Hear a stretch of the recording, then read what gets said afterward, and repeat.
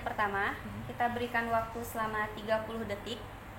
Pertanyaannya, dalam pengajuan diri sebagai calon kandidat ketua Senat FSI, apakah atas kemauan pribadi atau atas dorongan orang lain? Dan jika atas dorongan orang lain, dari siapa? Silahkan dimulai dari sekarang. Dua faktor itu sebetulnya ada dalam diri Anda. Dalam diri pribadi ada dan dalam orang lain juga ada. Nah, beberapa dari orang tersebut mungkin sudah banyak yang mengetahui lah ya. Dari senat pribadi juga ada, dari khususnya kabinet Alfa Merah maupun dari luar kabinet ataupun dari luar Senat FSI. Lanjut ke pertanyaan kedua. Kita berikan waktu selama 1 menit. Pertanyaannya, sebutkan 3 alasan untuk meyakinkan warga syariah bahwa antum layak menjadi ketua Senat Syariah. Silahkan dimulai dari sekarang. 3 alasan yang penting untuk menjadi sebuah ataupun menjadi ketua Senat Syariah. 1, saya ingin membawa perubahan bagi Senat Syariah, khususnya pada seluruh warga syariah saat ini sangat membutuhkan yang namanya ketua yang memiliki akhlak yang baik atau memiliki budi pekerti yang baik dan juga memahami seluruh warga syariah. Terus yang kedua, saya ingin membawa perubahan kepada Senat Syariah khususnya dalam bidang akademik, karena meningkatkan prestasi akademik sangatlah sulit di seluruh mahasiswa. Dan banyak sekali dan tidak jarang banyak sekali ada yang mengalami atau nauzubillah ya, ada yang kurang nilai gitu atau rosip.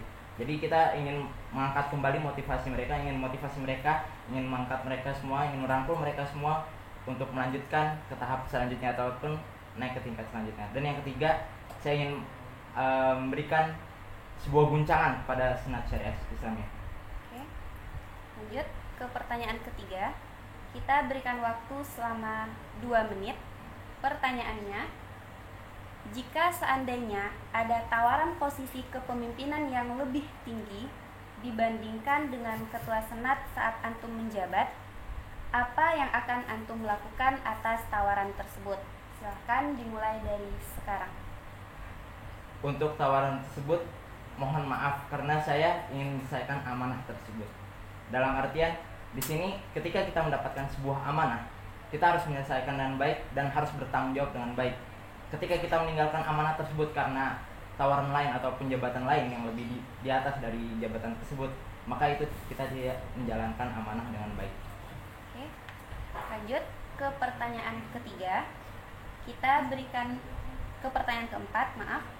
Kita berikan waktu selama 2 menit. Pertanyaannya, apa kontribusi Anda selama di Senat sehingga membuat Anda yakin untuk mengajukan diri menjadi ketua Senat? Silahkan dijawab dari sekarang.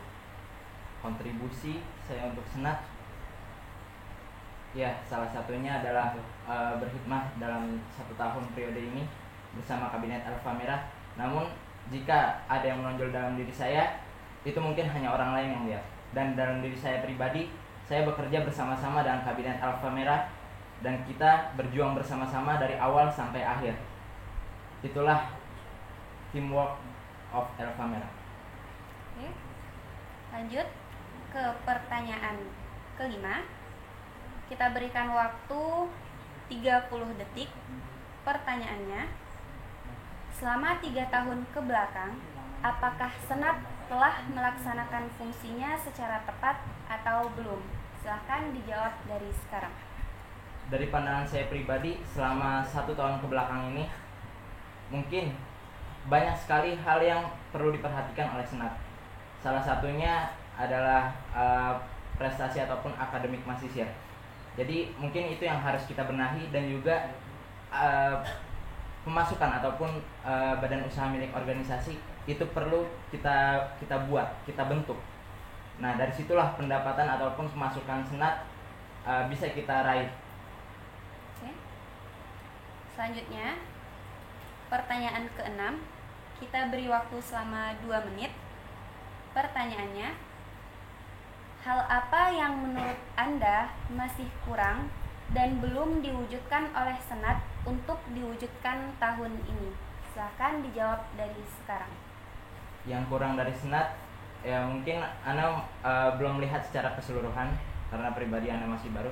Nah, dari pendidikan sendiri khususnya bagian Ana, ada satu proker yang mungkin masih rada kurang lah. Contohnya di seminar internasional dan syariah award. Ya memang karena masa pandemi ini kita harus menerima bahwa acara tersebut tidak bisa terlaksana ataupun gagal. Tapi itu bukan berarti menjadi sebuah masalah ataupun sebuah batu hambatan bagi kita semua. Karena pada faktanya Senat Syariah satu tahun belakang ini di Kabinet Alfa Merah banyak sekali prestasi ataupun raihan-raihan yang kita dapatkan. Salah satunya kita bisa menyelenggarakan acara baru seperti Porvasi. Porvasi tersebut baru diadakan pada tahun ini dan digabung dengan empat materi ataupun 4 acara yang berbeda, yaitu pekan di acara Porvasi itu pekan orientasi Fakultas Syariah Islamiyah. Di situ ada rihla kuliah, rihla maktabah, terus juga ada seminar internasional, terus juga ada acara seminar satu lagi Ana lupa mungkin kayak di situ ada 4. Nah, di situ kita menggabungkan pola bersama Kabinet Alfa Merah walaupun kita masih awal-awal dilantik, tapi alhamdulillah itu berjalan dengan baik dan begitupun seterusnya. Alhamdulillah segala program kerja yang ada bisa berjalan dengan baik. Oke, kita lanjut ke pertanyaan ke-7. Kita berikan waktu sebanyak 2 menit. Pertanyaannya, dalam kondisi pandemi ini, apa program brilian beserta target terukur yang Anda rancang dan apa yang membuat target itu optimis bisa direalisasikan? Oke, kita mulai dari sekarang. Untuk target yang saya rancang di 1 tahun ke depan, salah satunya adalah membentuk badan usaha milik organisasi.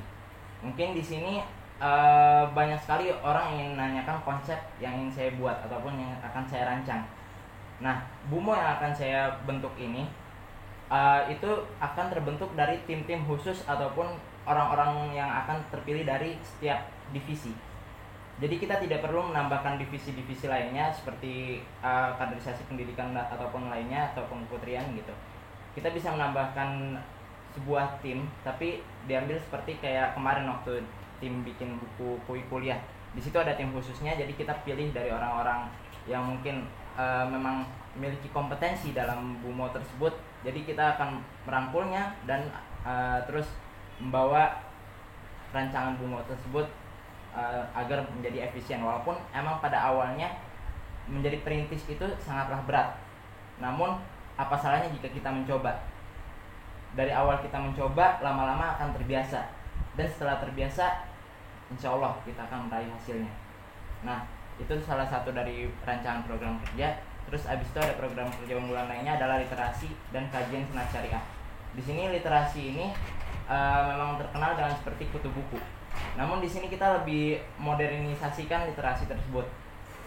Di zaman era media sosial ini, era sosial media ini, banyak sekali hal yang bisa kita raup gitu. Contohnya kita bisa menggunakan Instagram menjadi salah satu media yang bisa diandalkan sebagai penyebaran ilmu-ilmu dari senat syariah. Terus juga kita bisa menggunakan Facebook ataupun WhatsApp. Di situ kita bisa menuliskan kata-kata ataupun kutipan kata dari syekh-syekh kibar ataupun dokter-dokter yang ada di Fakultas Syariah. Oke. Kita lanjut ke pertanyaan ke-8. Kita berikan waktu selama 3 menit. Pertanyaannya, sebagai calon ketua, Antum adalah perwakilan dari mahasiswa Indonesia. Selain memiliki retorika yang baik, Antum juga harus memiliki kemampuan bahasa yang mumpuni. Sekarang silahkan berbicara dalam bahasa Arab tentang beberapa permasalahan mahasiswa Indonesia kepada Amit Kuliah. Bayangkan sekarang posisinya Antum sedang mengadu ke Amit Kuliah. Oke, kita mulai dari sekarang. 3 menit.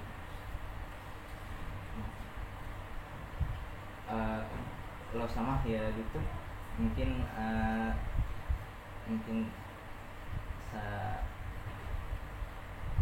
bahasa dokter mungkin saya suruh anil masalah min tulab min Indonesia tulab wafidi kasir minha alladhi mungkin natijat tuhu atau natijatuha doif mungkin atau rosif mungkin mungkin idan